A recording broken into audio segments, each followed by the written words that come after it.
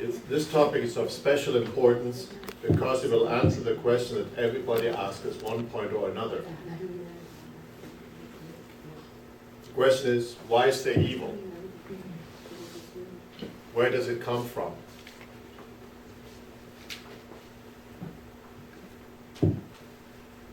And how can there be evil if there is a good God? These are the key questions that we have wondered about. And actually, these are the questions, if they cannot be answered, then this ideal that we've discussed, that God wants to live with us in an ideal world, cannot be fulfilled. And actually, people of deep mind, deep questioning have sometimes failed at this point and given up.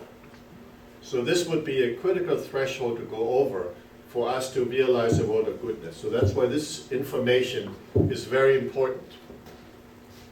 Now I want to say one thing before I go into it. God giving us a very fundamental answer at this time in history about where evil came from and why evil continues to exist, it also comes with God's plan to give us a tool to fix it forever. So God does not, neither do I, want to put a heavy burden on you in terms of the information, even though it may seem heavy at times. But there is, at this time, a solution being offered. God doesn't just give heavy information without offering a solution. So you will see, this is the time of great transformation, a time of great hope. But in order to realize the great hope that this time implies, we need the knowledge to understand what went wrong. So when I first heard this divine principle, and I just looked at the calendar, it was August 5th, 1970. Some of you weren't born in 1970. I was a young man of 20 years at that time. And when I heard what the principle said, I intuitively felt there were only about 4 people in that center where I went. It was a fifth floor walk-up apartment in Frankfurt, Germany. And there were these wonderful 4 people in the center. And there was an energy about them. I'd never heard about this group, about this movement before. But there was an energy that I couldn't escape, and it told me they know something. Pay attention, they know something. It was like something that the world hadn't heard yet. They knew, and I was not supposed to just dismiss it lightly, walk away from it, but to listen to it. And I found out that I signed the guest book on August 5th, 1970, which is 45 years and 3 days ago. And it really grabbed me when I heard this lecture. And I know that God would not tell us something this profound unless God is also offering a solution at this point. And as Reverend Bauer told you already in his presentation, God is working at this time through Reverend Moon, giving a revelation where Jesus answers the questions to our people, to mankind. You know, some people have realized that last century, the 20th century, was a century of great scientific advancements. So the external knowledge of mankind about things has really advanced. But at the same time, the 20th century was a century of great warfare. Mm-hmm.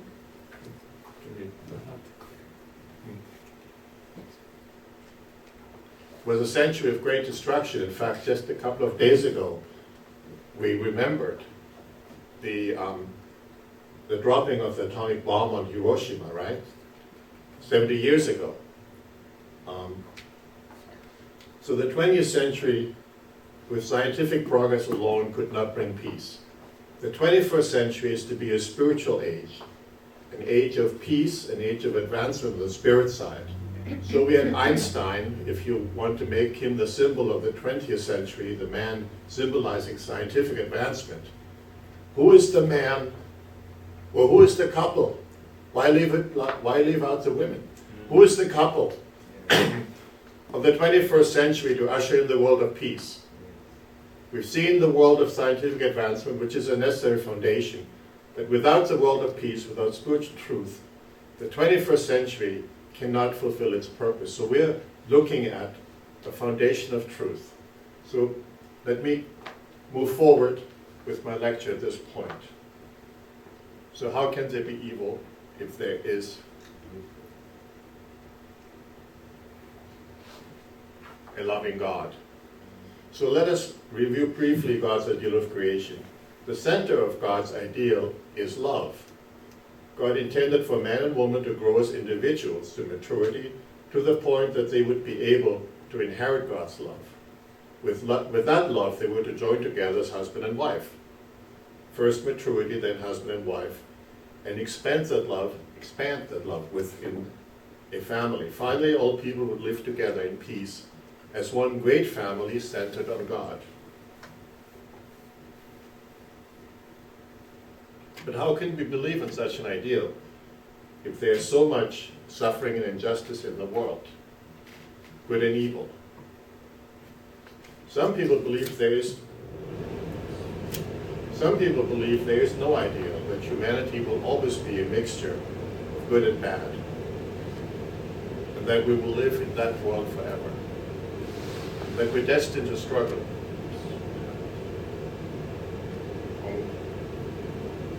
But is that really true?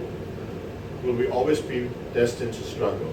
We know people have improved their lives. We know that people have overcome their addictions, their weaknesses, their selfish tendencies, and have become better people. Now, we could all believe in the ideal.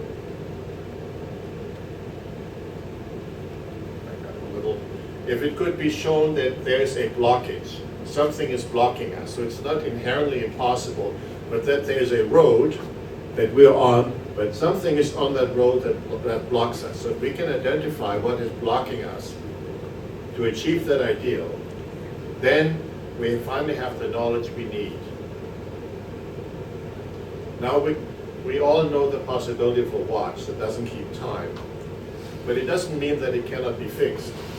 So if you could find a watchmaker who can recognize what the real problem is, the watch can be fixed and can run like new. Now people are the same. In a way, you could say we don't function very well. And we can also think of religion as a mechanic. So we can respect the great religions of the world because they have to a certain degree improved humanity. They lifted up our conscience, our moral standards, and by the same token, the human watch, although it is still in need of improvement, has become better. But we're still not running very well. That means that the religions of the past, even though they have brought us this far, have missed some critical points. They were not able to discover the fundamental root of our problem, the cause of evil. The good news is that God is now finally able, and that's why we're here, that's why you're here to spend your Saturday here, can reveal to us the root cause of suffering, the root cause of evil, the problem which is blocking us from fulfilling our ideals. And that is the content we're here to study. So what is the human condition? We can say that we actually have two natures, symbolized by the side that's lit up and the side that's in the shadow. An original nature that comes from God, and a fallen nature that comes to us as a result of what we call the fall, or a deviation from God. And those two natures are in conflict. St. Paul expressed this state of affairs in the 7th chapter of Romans, where he says, although I want to do good, evil is right within me.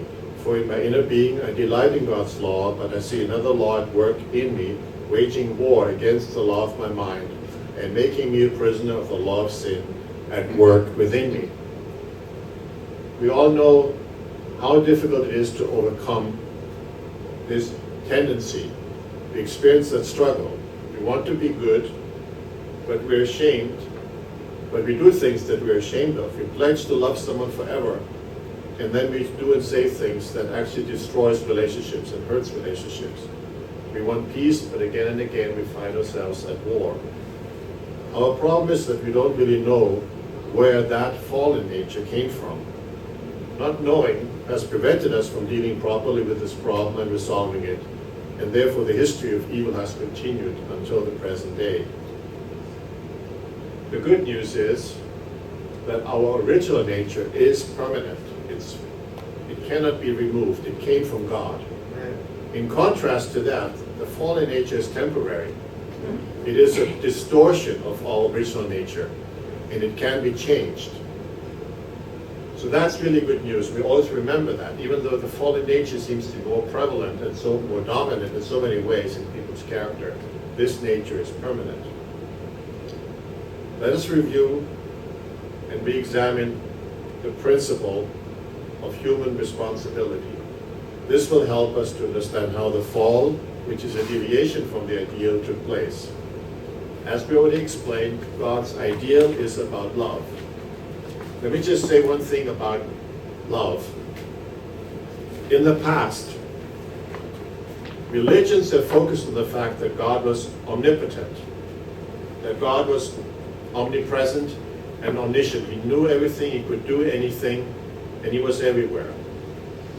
So then, what has happened?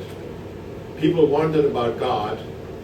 If he was omnipotent, why did he not interfere in the world of evil? Why did he not stop it? And there are different theories offered, which all will be put aside today. One is God simply is a patient God. He waits for the right time. Then he will use his omnipotent powers to once and for all do away with evil, implying he could do it at any time he wants, and he chooses to wait. But that places the problem of evil under God's domain, as if God is tolerating it, and God had a chance to move it, he just chooses not to. That's one theory. The second theory is that God's world is so high, and he's so far removed from our reality, and our world is so low, that God's concern is not really that much with us here, because the worlds are so separate. So God's not very concerned. That's the reason he does not use his omnipotent power to change things.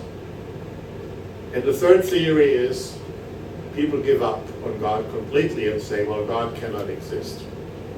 So the first God is waiting, could do something about it and won't do it for reasons only he knows. The second is God is not concerned. And the third is God does not exist. These theories about God have really caused people to struggle. The divine principle will resolve this problem, because we need to understand human responsibility. And responsibility is a necessary requirement, since God's ideal is about love. So love and responsibility about love are key. And that is a new understanding. And it also places the responsibility, as we will see more detailed, of building God's ideal, not into God's hands alone, but it will be a human part. Our responsibility to be fulfilled is a necessary element. So it's not that God is holding back. It's not that God is distant. It's not that God doesn't exist. But our awareness of what we need to do in order to bring God's power of true love into this world, that is the part that needs to be lifted up. And that's what the divine principle does.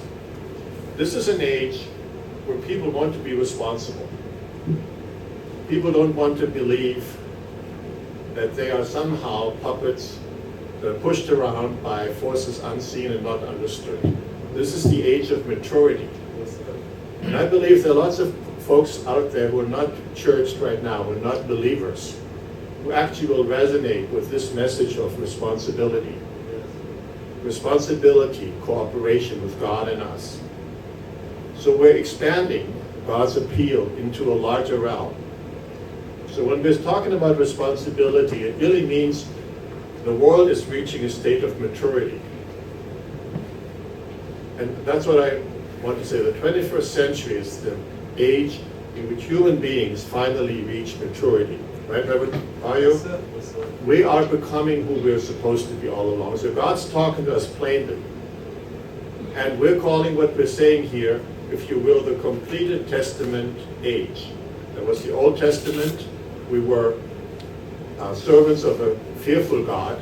The New Testament, where we're told that God loves us, but we couldn't fulfill what needed to be fulfilled. We're still hoping for God and us to come together. In the completed Testament age, for that all to come together, where we actually fulfill it.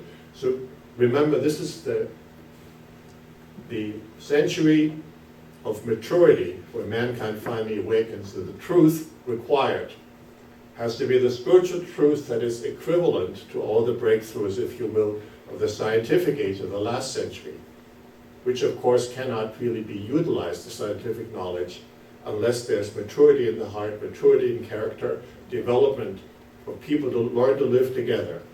All the information we gained in the last century needs to be equally elevated through a spiritual maturing stage. So God's ideal is about love. And God wanted to experience substantial love with his children.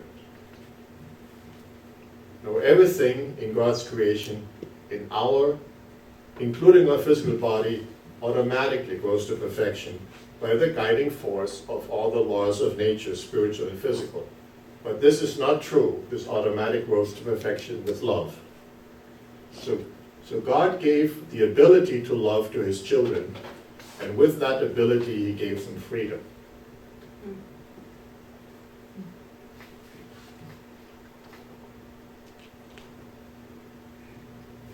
And along with freedom, he gave them responsibility for that love. Oops, went one too far. And with that responsibility came the possibility of a mistake. God could not force his children to love as he loves, and that is why the fall was possible. In fact, the word love and the word force can never be in the same sentence, because it defeats the purpose of love. If I asked you, what would be the thing you dream about that would make you completely happy, that really would fulfill you? Wouldn't your answer be, I want to be able to find someone I can love and who will love me back fully and freely? Not because they're coerced, not because they're manipulated, not because they are guilted into it, but the free and full response to our love from that person is something more fulfilling than anything. Isn't that true? Yes. We really look for that person. And actually that quality, this nature, that we look for that response, we love and fully are loved back, that didn't originate in us. It actually originated in God. Because God is looking to us to be that partner of love, where he can fully see himself reflected, where his own nature is fully seen. You know, you don't really know if you're a single person. We just had a short chat in the back before the lecture. You don't know yourself fully as a single person. You actually learn to get to know yourself and things about yourself in that partnership of true love. You see the things that are good, and sometimes you see things that you have to work on. Isn't that true? Yes. But you know in that other person who you are. And in a way, God cannot substantially see himself unless he has an object partner. So that's why we're crucial to God. And what is most amazing, if you think about it, God placed the fulfillment of his ideal outside of his control. He is the Almighty God who created this world, who sustains a universe that's made up of innumerable stars and galaxies and minute subatomic particles, everything held together. God, so big, so great, so powerful, placed the ideal, the fulfillment of his ideal outside of his control. Now that's really an amazing thing, that God actually becomes vulnerable. Yes.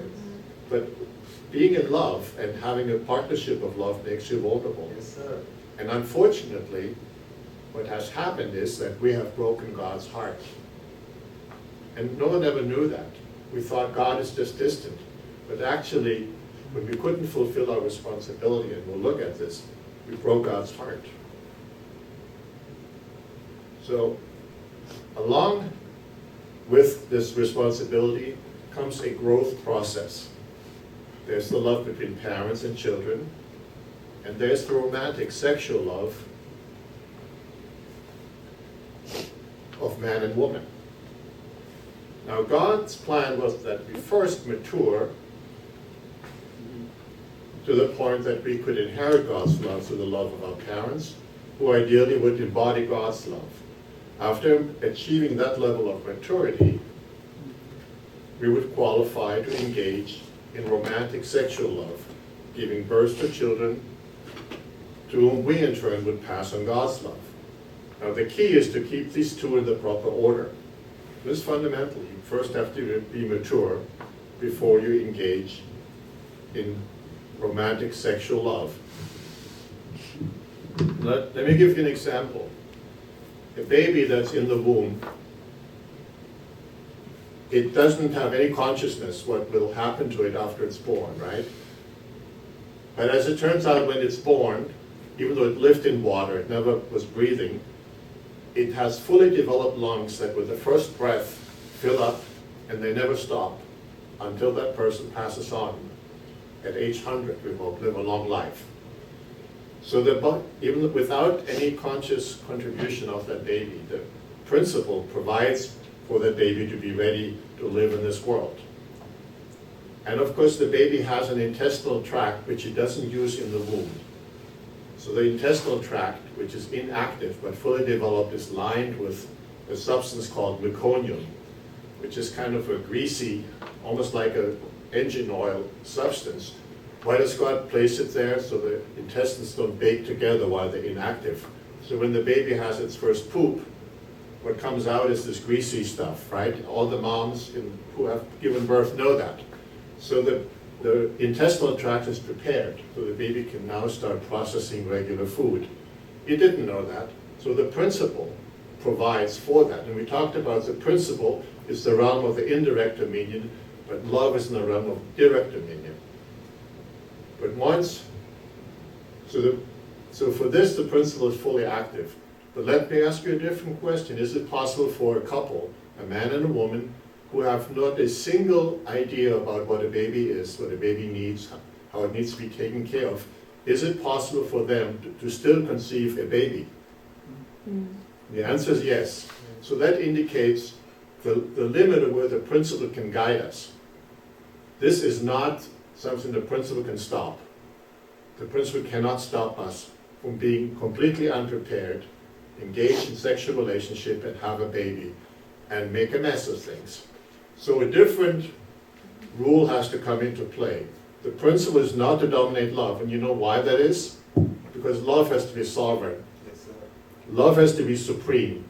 There cannot be any interference, even from the principle, which is God-given, into the realm of love. So the principle is not strong enough to restrain the wrong use of love. So while we are imperfect, God has to add something else to guide us properly, and we have to respond to that. And we'll talk about this. And it has to do with the proper order here. First, you become a true person. Then you pursue marriage and family. God knew that if a person is tempted into romantic sexual love because of immature selfish desire, that selfish love would separate us from God and prevent us from inheriting God's love. This is why God gave the commandment of the first man and woman to not partake of sexual love. Now, where in the Bible do we first hear of a commandment not to do something? We, of course, find this at the very beginning. In Genesis, when God told Adam and Eve not to eat of the fruit of the tree of the knowledge of good and evil. It's actually very interesting that God forbids something. You know, fundamentally, and it's actually this commandment or this story has given God, if you will, a bad name, as if God is the person who says no. Fundamentally, God is a God of yes. But when it comes to the perfection of love, while we're still immature, God puts a temporary no in front of us. It's a temporary no, but one we need to obey absolutely. Because the fall happened in the state when God held up the no card, it has actually embedded in our psychology a sense that religious life is a life of no, of deprivation, of being told you can't do things, while the life in the world, the life that's evil, it waves the yes card, a phony yes card. Oh, do everything, it's fun. Don't go with those lay people over there who go to church and pray and sing. They don't have fun, you know? How did Billy Joel sing? Only the good die young.